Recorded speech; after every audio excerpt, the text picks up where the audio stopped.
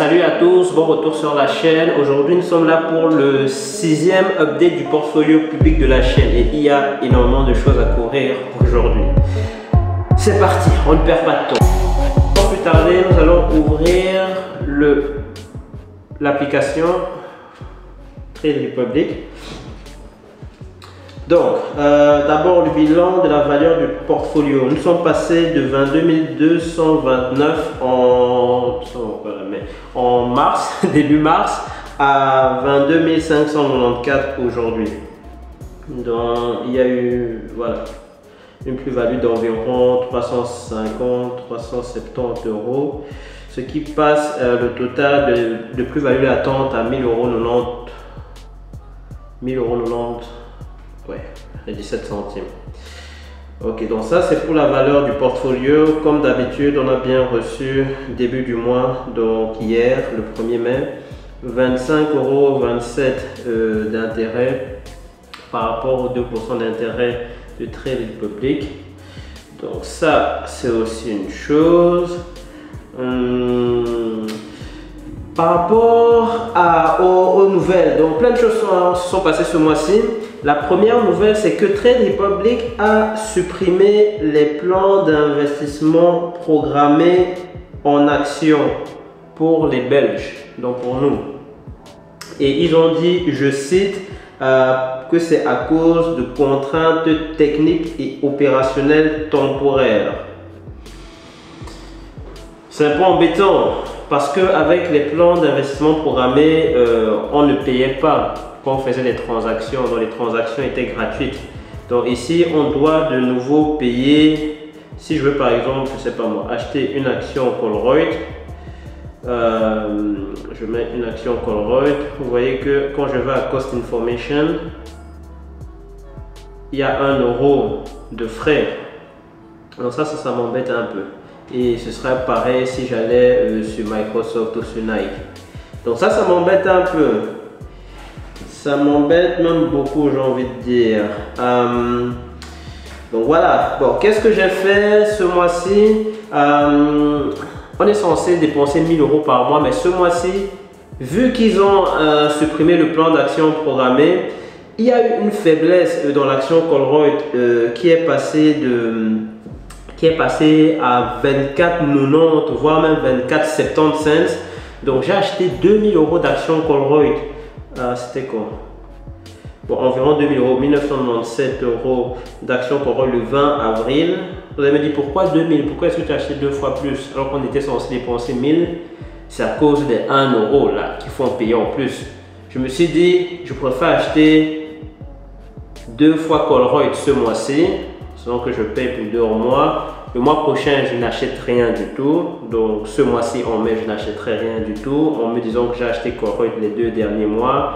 Comme ça, je paye 1 € au lieu de 2. Voilà ma réflexion. Donc c'est pour ça que j'ai acheté 2000 € d'actions Colruyt fin avril. Mais j'aimerais qu'on parle un peu d'actions Colruyt parce que cette action-là me met un peu mal à l'aise. J'étais en train de revoir les fondements de l'action Colruyt et je ne suis pas... Donc, dès le départ, j'avais bien dit que cette action était un plan un peu moins fiable que Microsoft. Mais voilà, ne serait-ce que par le fait que Microsoft c'est une entreprise américaine et Colruyt c'est une entreprise belge. Je voulais rajouter Colruyt pour diversifier un peu le risque entre guillemets de par la nature de l'économie dans laquelle on se situe. Mais quand je regarde les chiffres, ça m'embête un peu. Quand je vois le montant de la dette au long terme ici, on voit qu'ils sont passés de 5 600 000 en mars 2020 à 31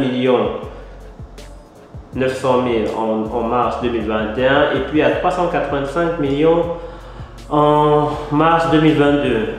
Ça m'embête un peu. Je n'aime pas voir la dette qui augmente dans une entreprise. Je n'aime vraiment pas ça. Mais voilà, ils ont quand même racheté des parts de leurs actions, ce qui est une bonne chose aussi parce qu'à chaque fois qu'une entreprise rachète des parts de ses actions, ça veut dire que les actionnaires possèdent plus de parts de l'entreprise. il y a moins à partager. Je ne sais pas si je suis clair.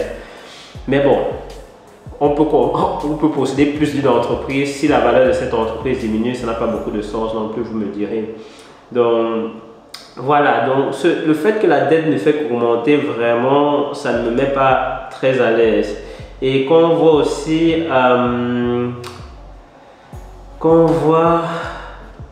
pourcentage de rentabilité, profit margin ici. Si on va voir chez Microsoft par exemple, vous allez voir que il n'y a même pas match. Return on va c'est 14%, retour sur les assets, et alors qu'au Colruyt on est à 3. Et si on regarde même l'augmentation des revenus Colruyt, ça n'a pas beaucoup bougé. On est passé de 9 milliards en mars 2020 à 10 milliards ici en mars 2022. Alors que si on regarde Microsoft, on est passé... Vous voyez, on est passé de 125 milliards en juin 2019 à 204 milliards ici aujourd'hui. Vous voyez, ils ont presque doublé. Donc pour moi, Microsoft est clairement de loin une entreprise beaucoup plus fiable et un investissement beaucoup plus fiable que Colruyt. Donc si je devais conseiller à quelqu'un une entreprise, ce serait Microsoft. Donc Colruyt ici, si je regarde de nouveau notre position sur Colruyt, j'ai acheté 2000 € ce mois-ci. Bon, aujourd'hui on est à 25,02, donc vu que j'ai acheté 2000 € à 24,95, on va dire qu'on a déjà fait quelque part une plus-value. On est pour l'instant une plus-value latente de 4,54%. En plus-value latente, soit 124 € sur Colruyt. Je ne suis pas trop stressé parce que même si le prix de l'action devait chuter de 10%, 20%, disons même 30% aujourd'hui, ça ne me dérangerait pas. Je pourrais continuer à acheter parce que je ne suis pas pressé. Je ne suis pas pressé par rapport au gain. Mais je vous avoue que si pour une raison ou une autre, le prix de l'action augmentait et qu'on atteignait les 20% de bénéfices, je pense que je vendrais cette action-ci. Je vendrais cette action-ci. Il n'y a pas beaucoup de sens de garder une entreprise dans ce genre qui paye, attends, c'est combien? C'est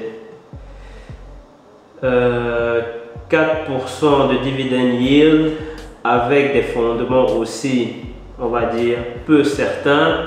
Si j'ai une plus-value de 20%, je prends les 20%.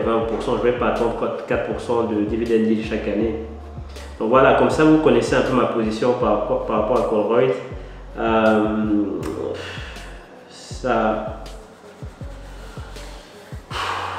Voilà, c'est Colruyt, c'est bien, on est belge, on est hollandais, tout ce qu'on veut, on soutient l'entreprise, mais bon, on verra bien. Ok, donc ça c'était par rapport à Colruyt. Sinon, j'ai payé aussi la TOB pour mars 2023, elle était de 3,05 €, je pense. Et voilà, comme ça on a fait vraiment le tour du portfolio de ce mois-ci. Ah oui, je voulais vous dire quelque chose aussi. Très important, il faut que vous ayez une épargne de sécurité. Parce que j'y pensais encore ce week-end-ci. L'épargne de sécurité, c'est très important. C'est ce qui vous permet d'être serein, de pouvoir investir. J'ai fait une vidéo où je dis il faut dépenser de l'argent. Vous pouvez dépenser de l'argent quand vous êtes sûr que vous avez quelque chose en sécurité, quelque chose au cas où. 6 mois d'épargne de sécurité, c'est l'idéal. Donc si vous gagnez, je ne sais pas, 3000 €, 3300 € par mois, comme moi, en tant que salarié, entre guillemets, mettez au moins 20 000 € de côté. Et je parle de ça aujourd'hui, pourquoi? Parce que pour moi, quelque part, ce portfolio public, c'est mon épargne de sécurité, entre guillemets. Même si, voilà, même si je dis que ça peut chuter du jour au lendemain, je me dis, il y a toujours cela, au cas où tout l'argent que j'ai disparaîtrait du jour au lendemain, j'ai quand même le portfolio public ici qui est à 22 000 aujourd'hui, qui est comme épargne de sécurité. Et ça me permet d'être agressif sur mes autres investissements qui ont une plus grande rentabilité. Donc voilà. Allez, j'espère que vous travaillez bien sur vos projets. Prenez soin de vous, profitez de la vie, toujours. Et à mon habitude, je vous dis, see you at the top.